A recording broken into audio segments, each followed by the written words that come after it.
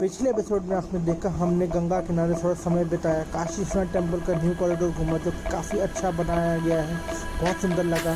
शाम में गंगा आरती देखी। चलिए अब एपिसोड 2 की शुरुआत करते हैं।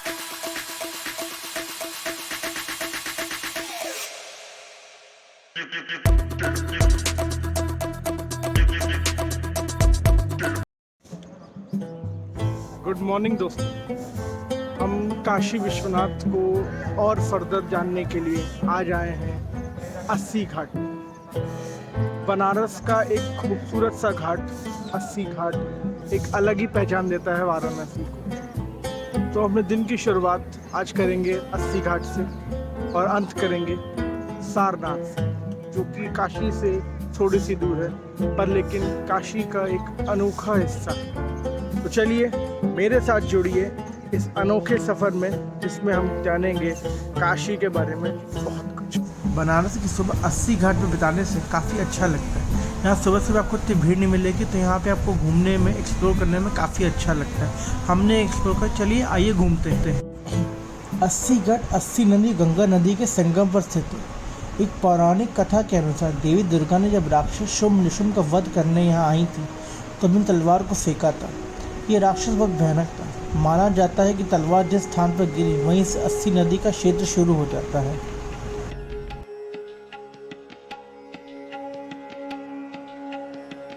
अस्सी घाट पर पीपल के वृक्ष के नीचे भगवान शिव की शिवलिंग भी है और भगवान 80 गमेश्वरा का प्राचीन मंदिर भी है, जिन्हें 2 नदियों के प्रवाह और संगम का देवता माना जाता है। सुबह सुबह बनारसी गलियों में घूमने का मज़ा ही अलग आता है। इन बनारसी गलियों में मैं भी घूमता हुआ सुबह सुबह पहुँचे लक्ष्मी चाय वाले क्या ब्रेड मक्खन और चाय खाने पीने। सुबह सुबह यहाँ पर चाय बनी इतना अच्छा लग रहा था। उबाल चाय में देखकर मैंने चाय पी और एक ताजगी का एहसास लिया ताकि मैं और घूम सकूं। तो मैंने अपने होटल से चेकआउट कर दिया। अब मैं जा रहा हूँ भारत माता मंदिर। यहाँ से मुझे ई रिक्शा मिल जाएगा जो 20 रुपये में वहाँ छोड़ देगा मुझे। दोस्तों, हम पहुँच चुके हैं इस समय भारत माता मंदिर। विश्वनाथ टेम्पल से थोड़ी सी दूरी पर है, क्योंकि यहाँ ट्रैफिक है तो ऑटो थोड़ा घुमा कर लेकर आता है। भारत माता मंदिर की खासियत ये यहाँ पे हिंदुस्तान के आज़ादी से पहले का आज भी नक्शा मौजूद है। तो मेन अट्रैक्टिव चीज़ यहाँ पे वही है, तो हम उसको देखने आए हैं। चलिए अंदर एक्सप्लोर करते देखते कैसा मंदिर। जिन दिनों अंग्रेज़ हिंदुस्तानियों के देश प्रेम की चर्चा तक सुनना पसंद नहीं करते थे। देश प्रेम का भव्य स्मारक खड़ा करना जोखिम की बात थी। उस समय अंग्रेज़ों की अधीनता में दबे भारतीयों ने इस भव्य अनूठे मंदिर की परिकल्पना को करीब 10 लाख रुपए से शिव प्रसाद गुप्त ने इसका निर्माण कराया था। इसका उद्घाटन महात्मा गांधी ने 1936 में किया था। मंदिर का परिमाण अर्थात लंबाई और चौड़ाई 31 फुट 2 इंच और 30 फुट 2 इंच है। इसे बनाने में 11-11 इंच के 762 टुकड़े और कुछ और छोटे मोटे टुकड़े काम में लगाए गए थे। ये मंदिर अखंड भारत की पहचान है, पर इस बिल्डिंग को देख के लगता है कि शायद भारत की पहचान कहीं खो गई है। मेरी इस वीडियो से सरकार से गुजारिश है कि इस बिल्डिंग की मरम्मत पर थोड़ा सा ध्यान दें, थोड़ा और मेंटेन करें ताकि लोग ज़्यादा आएँ और इसको देखें और अखंड भारत को पहचान सकें।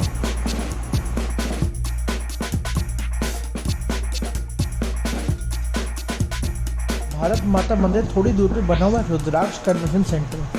इसकी छत शिवलिंग के आकार की है और इसके नाम रुद्राक्ष के मुताबिक इसमें 108 बड़े और आकर्षक कृत्रिम रुद्राक्ष लगाए गए हैं। बनारस को अलग पहचान देती यहाँ की साड़ियाँ, जिसको कहा जाता है बनारसी साड़ियाँ।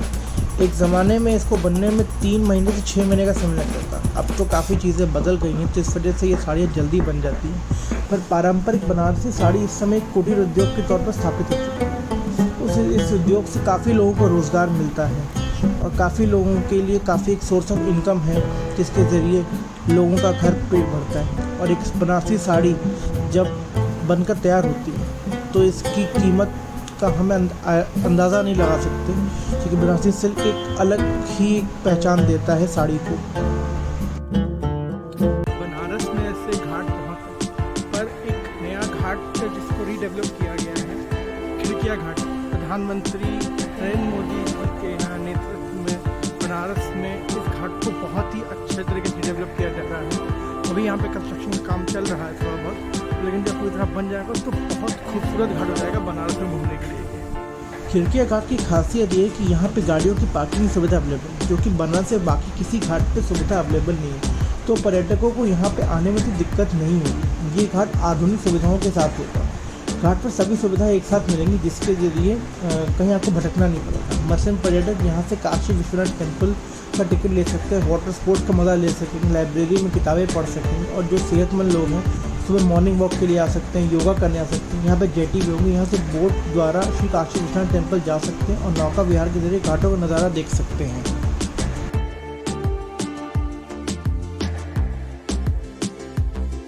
ये देखिए, इस घाट की और ख़ासियत ये कि यहाँ पे इन्होंने वॉल मेमोरियल टाइप बनाया हुआ है, जिस पे बनारस की पूरी इतिहास के बारे में आपको बताया गया है। आप यहाँ पे आइए, इतिहास को जान सकते हैं बनारस की। आप हिंदी में आसानी से इसको पढ़ सकते हैं कि बनारस की क्या इतिहास है, क्या क्या बनारस में खासियत है, किन घाटों का यहाँ पे विवरण है।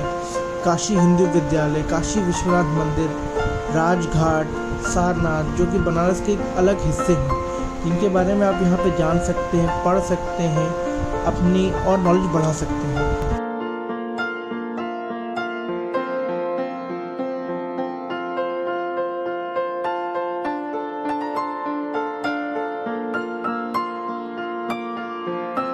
गलियों से घूमने में तो दिक्कत इसलिए नहीं होती, यहाँ पे गर्मी का एहसास नहीं होता, गलियों के जरिए रास्ता छोटा हो जाता है। अब हम बढ़ रहे हैं सारनाथ की तरफ, जो कि बनारस से थोड़ा सा दूर है। चलिए आपको सीधे मिलेंगे वहीं पर। सारनाथ का बौद्ध धर्म से गहरा नाता है और ये भारत के 4 प्रमुख बौद्ध तीर्थ स्थलों में से एक है।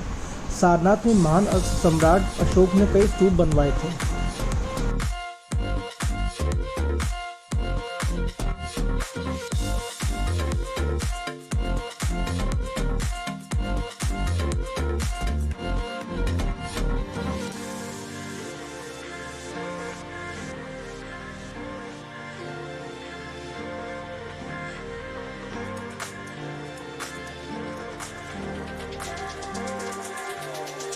सारनाथ का जब भी नाम आता है तो महात्मा बुद्ध के बारे में ज़रूर कहा जाएगा।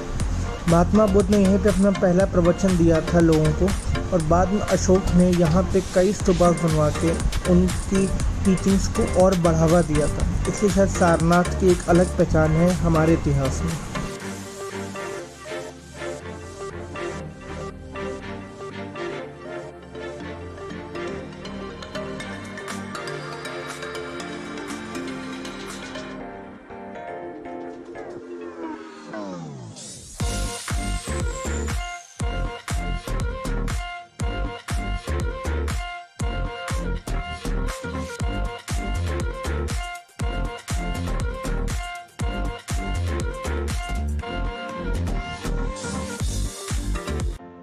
यहाँ पे समाप्त होती है हमारी वाराणसी की 2 दिन की यात्रा। उम्मीद करता हूँ आप सबको भी यात्रा बहुत अच्छी लगी हो। मुझे बहुत ही अलग अनुभव हुआ वाराणसी में आके, इतना चीज़ें यहाँ पे एक्सप्लोर करने के बाद, कई नई चीज़ों के बारे में जाना जिनके बारे में नहीं सुना था बिल्कुल भी, लेकिन यहाँ पे आके जाना उनके बारे में। कई नई चीज़ें खाने को मिली जो अपने शहर में नहीं मिलती। एक अलग एक्सपीरियंस था। अगर मैं ओवरऑल कॉस्ट की बात करूँ मेरे इस पूरे ट्रिप की, आना जाना मिलाकर रहना है ना, तो ओवरऑल जो मेरा खर्चा वो कुल मिला के हुआ 3,500 रुपये का, जिसमें मेरा स्टे इंक्लूडेड है। तो इतना महंगा नहीं है वाराणसी में घूमना और रहना यहाँ पर। अगर आप जो है ऑटोज या के ज़रिए यूज़ करेंगे तो कन्वेंस आपको सस्ता लगेगा, कोई दिक्कत नहीं होगी। मैं चाहूँगा कि आप मुझे बताएं कि आपको कैसा लगा, और अगर कोई और सजेशन है इम्प्रूवमेंट के लिए तो मुझे ज़रूर बताएं। तब तक के लिए गुड बाय, मिलते हैं फिर किसी एक नए ब्लॉग में।